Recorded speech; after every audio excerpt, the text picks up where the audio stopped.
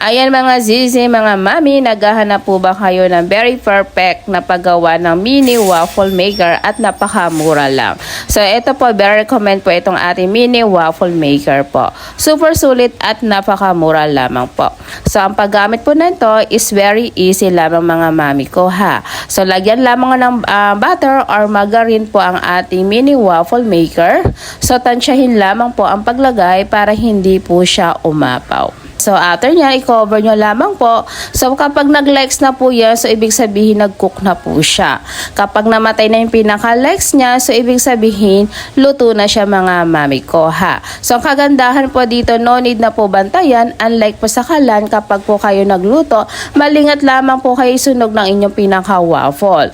So dito, hindi po siya masusunog. Very perfect po ha mga sisi ko. Ayan, kung nagustuhan nyo ito mga sis, so ang ating link po is nandiyan lang sa baba. So i-click nyo lamang po yan.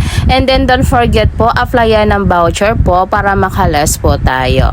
Okay, so for the go check out na po tayo dyan. Ayan, salamat po. Sana po nagustuhan nyo po ang ating mini waffle maker.